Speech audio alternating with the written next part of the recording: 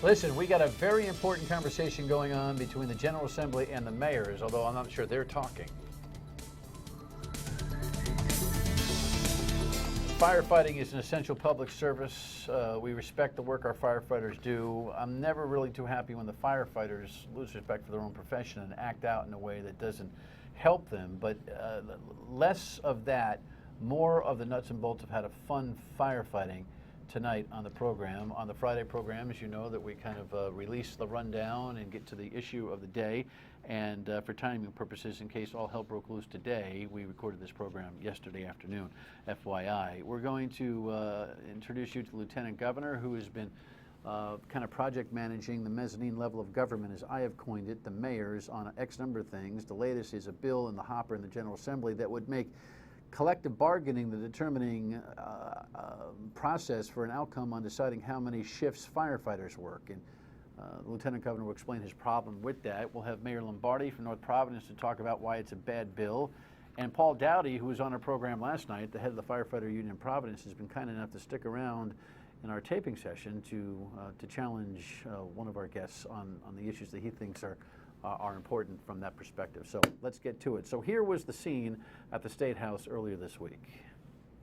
Local leaders from several cities and towns say proposed legislation that would require collective bargaining for firefighters' platoon or shift schedules would handcuff them and hurt their communities. Our opposition to these bills is all about controlling costs and saving taxpayers' dollars. The firefighters' unions have repeatedly told us the legislation is fair and necessary. They want people to work and not get paid for it.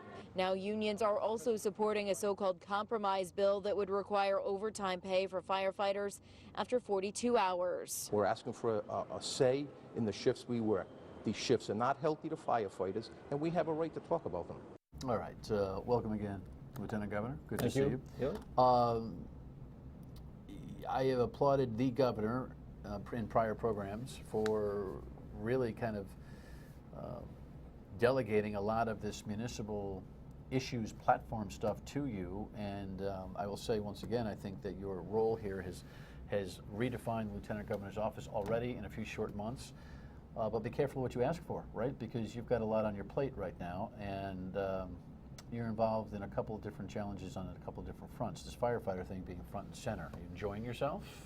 Well, I don't know if enjoying's the right word, but that's what I campaigned on, is to really have a place where municipal leaders could hang their hat in my office. We have every shield of every community in our office, and the municipal leaders have been very engaged with us on a number of issues, including the issue that you're talking about tonight. You brought the mayors together, and they came in significant numbers. Charlie Lombardi, who we saw there, the fine mayor of North Providence, will join us.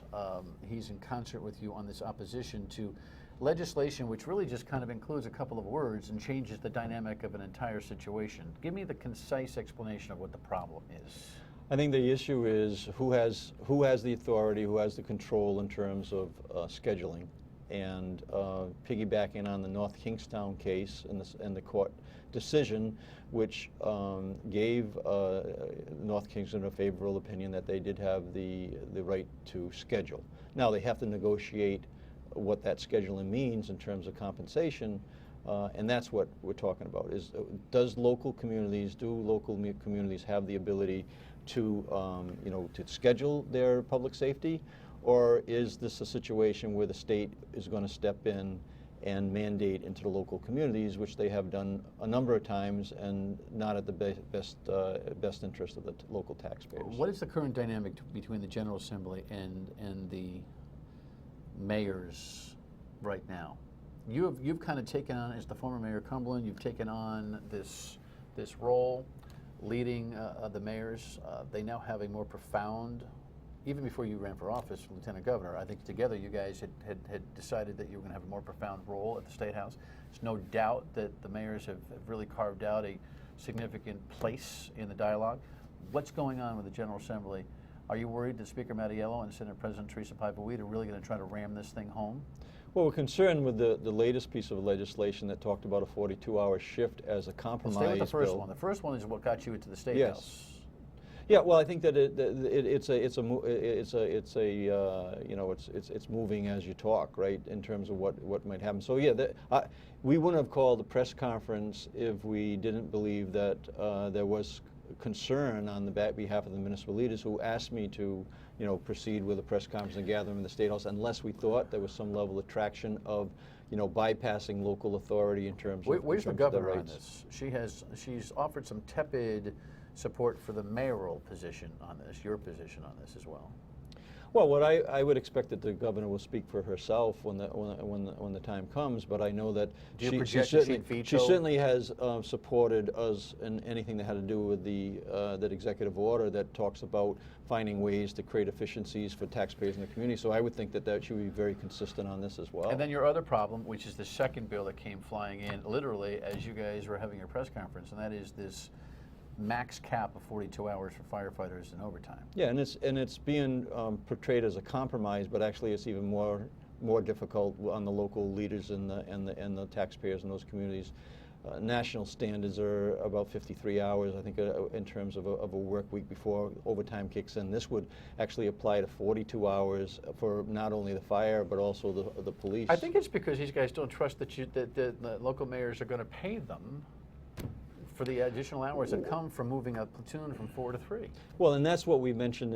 Each community is going to be different. I know when I was mayor of Cumberland, I negotiated all my agreements with the police and actually helped facilitate a model of consolidating 4 fire districts where no one lost their job, and that's playing itself out right now. So it's going to depend on the community, but the point is who has the right? Does the General Assembly have the right to dictate into the local communities on this issue, or does the local communities have the authority to actually manage their own communities? All right, when we come back, we'll talk to a local mayor who's got his own point of view on this, and we'll also have the firefighter union president from the province. Stay with us.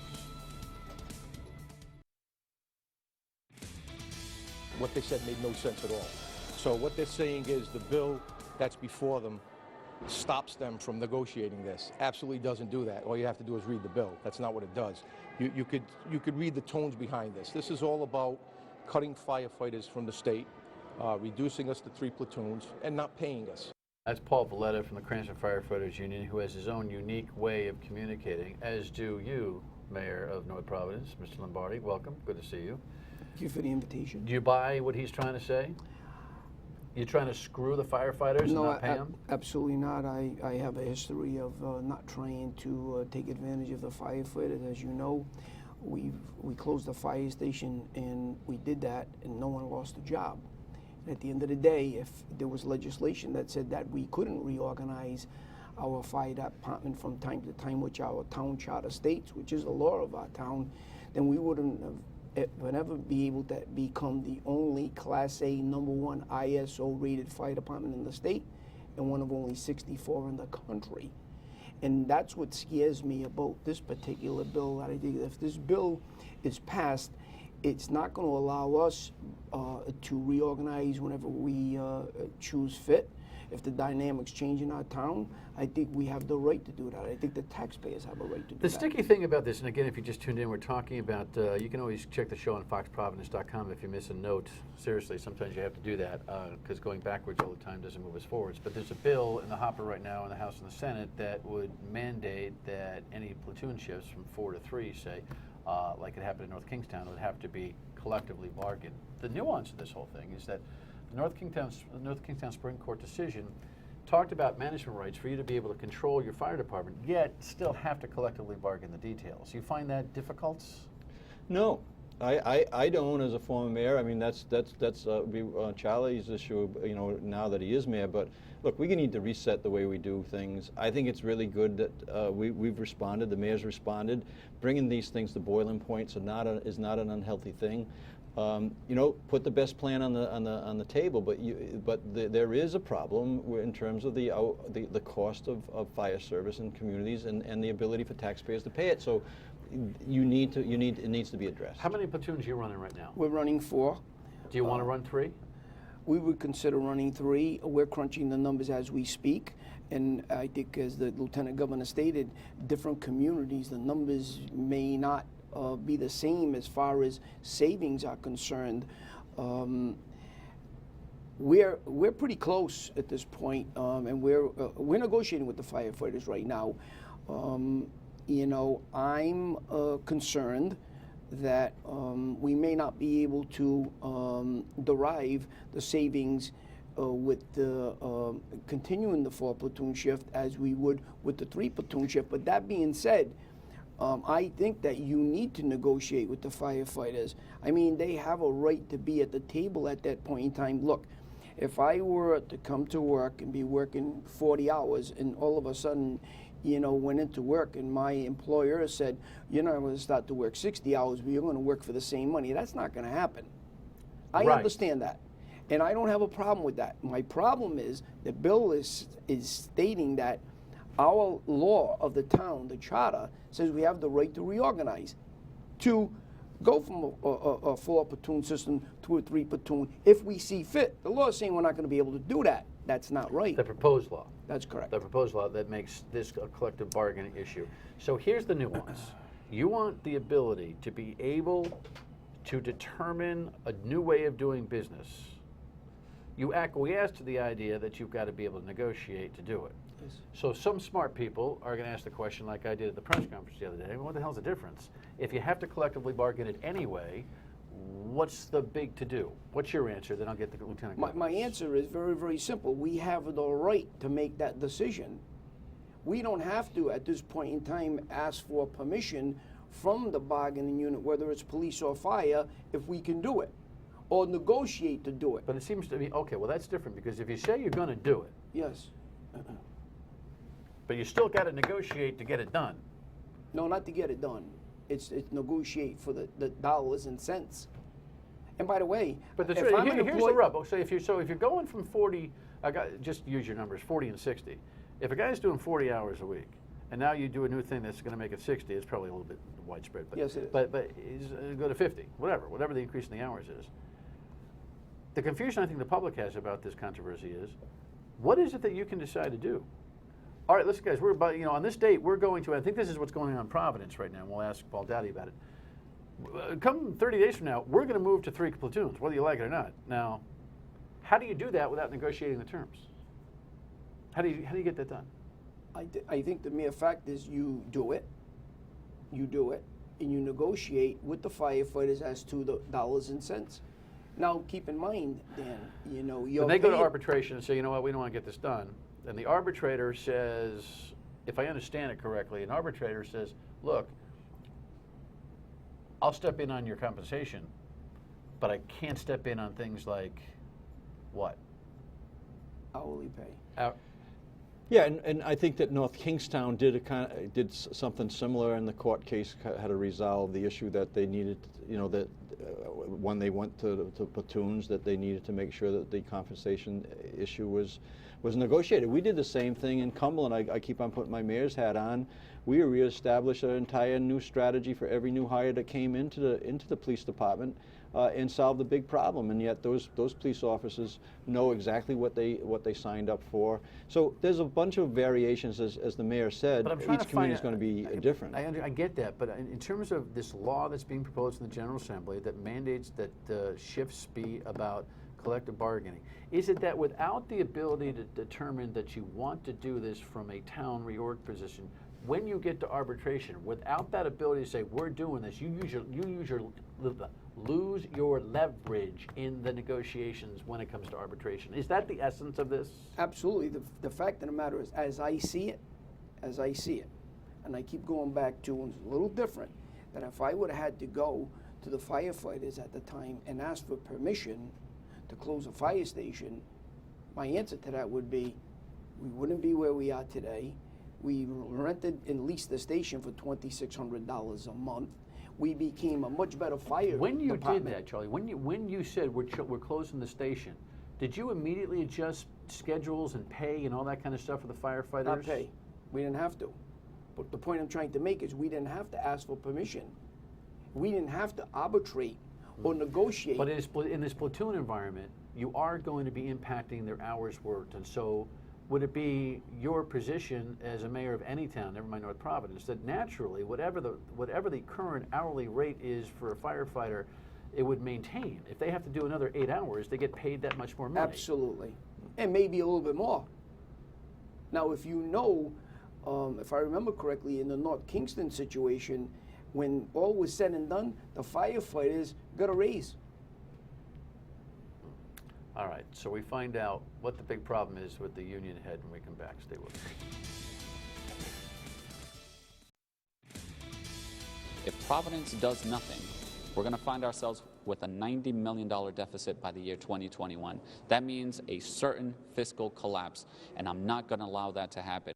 Had Mayor Elorza, obviously, at this event earlier this week at the State House, where the Lieutenant Governor convened mayors to oppose legislation at the General Assembly right now that calls for a collective bargaining approach to the discussion of platoons, shifts, the number of firefighters, and when they are working.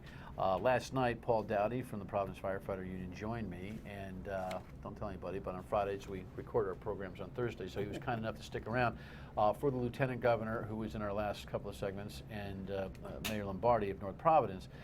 So guys, thank you for continuing with the conversation. You've been listening to this dialogue and this dynamic. It seems like Charlie Lombardi from North Providence, and again, you guys aren't negotiating with each other because we got the wrong towns matched up, but the concepts are a statewide discussion. He's more or less saying, look, I can't expect firefighters not to work for the extra hours that might be involved in a platoon shift change, so what's the problem? The problem is Mayor Elorza took what I refer to as a loophole created by the North Kingston decision. Since 1961, every city and town and bargaining unit, firefighter bargaining unit, had believed that shifts were a bargainable subject and had bargained over them. So this said, hey, you can't bargain over them anymore. Okay, I don't necessarily agree with our circumstances, but what gets tied up into it, both in the public and a little bit even in the court decision, is that your hours are directly tied to your shifts. So Mayor Lombardi may be able to shift from 4 to 3 and realize some other savings without making us work more. That's what's lost in the discussion. Maybe he can, maybe he can't. Maybe he can reduce supervision or hire less firefighters or something else. But what Mayor Elorza did is took 2 steps. He said, I'm going to reorganize and I'm not going to pay you for the extra hours you work. Because when you shift from 4 to 3, every firefighter is required to work 14 more hours.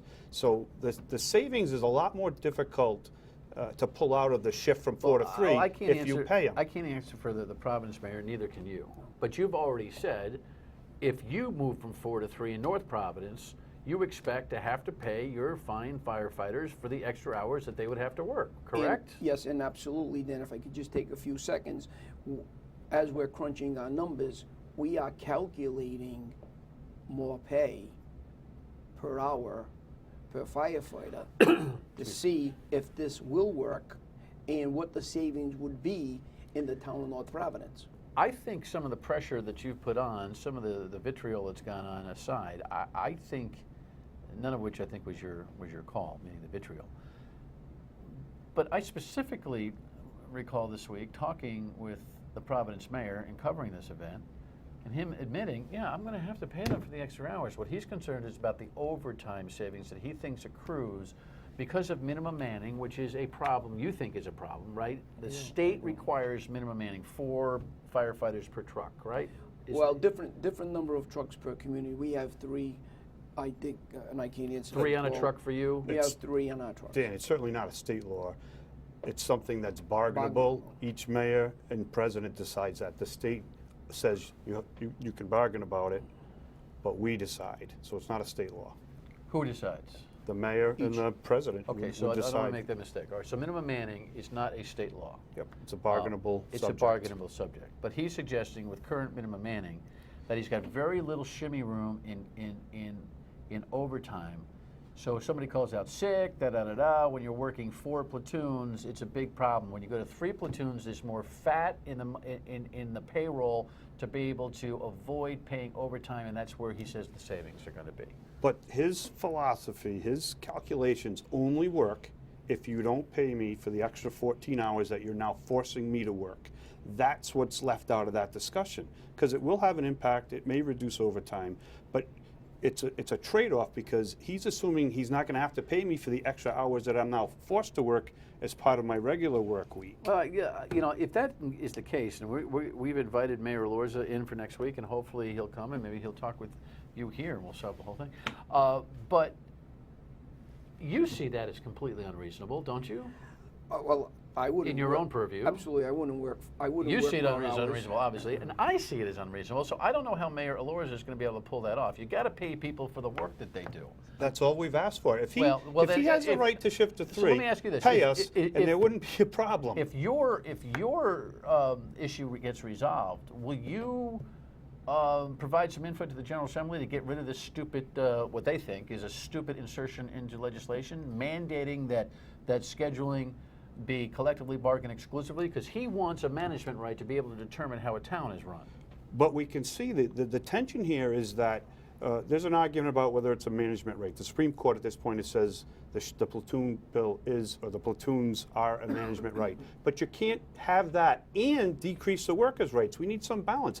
How can we say that there's any trust when we just saw what happened? He wants to change to 3 and pay me less. I would imagine, though, that if you took to arbitration, look, he changed our schedules, he has a right, but he's not paying us, you'd win that every time. And that's my concern because the fire department is tied to the city's success. He could end up with a $12 million bill because of his lack of diligence and his lack of just pump the brakes, talk to me. I would have cautioned him about all of this. Right, you ever thought about process? Well, I think the fact of the matter is you mentioned a perfect point. When you talk about the minimum manning, we're a lot less than Paul is. We're 19 and 120 men per shift. And I think how you need to calculate this is that if you're going to, decrease your manpower by 19 men, your savings of the 19, now you got to figure out how much more it's going to cost for the additional hours to make up and provide the services. And it may the or same may not amount of work, service. depending on the community. Absolutely, and I stated The one that. thing that you mentioned in last night's show is that you talked about North Kingstown having had an expired contract when they got into all of this to do. You're in the middle of one. That's right, and that's part of the caution that I shared with the mayor. I said, North Kingston stands for a contract that had expired, that they have the right to implement that management right. We're in the middle of a contract, and the Supreme Court expressly did not decide on a contract when you're in the middle of one. They said if it's expired under these circumstances, you can change it. What's your thought on that? Well, my thought on that is very simple. I don't see where any community, shouldn't or wouldn't negotiate the aspects of the decision. So I don't know why. Personally, myself, I'm upset and I'm disappointed that the General Assembly is getting involved in controlling the operations of a municipality where their charter, the law of the town, states what they can do. Okay. But you want to be, even in the middle of a contract, if you have a management change, you want to make it, but you want to be able to good faith Absolutely. execute it. We're in a perfect position right now. We're negotiating a new contract. So if there was ever a time for me to do it, it's right now. All right. Well, these aren't the same town, but you're on the same page, mostly. If your mayor had his disposition, you'd be less stressed, correct? Or if he had taken the time to do his diligence. He's moving much too fast for something that is this complicated and is this high stakes. We'll try to get him, Mr. Elorza, in here next week. Mayor, thank you. Paul, Pleasure to we'll be have you here. back. Thank My you. pleasure, Appreciate Dan. it. All right. Final word when we come back. Stay with us. I actually think that we had a very reasonable conversation about this issue, and hopefully we can get Mayor Elorza in here next week to answer to the question, do you really want firefighters to work another 12 or 14 hours a week and not pay them? Because that's crazy. No one's going to buy into that. But you know what? Cities have a right to determine their outcomes, and that shouldn't be taken away, General Assembly. We'll see you Monday with Patty Morgan, the state representative. Pretty vocal. Have a great weekend.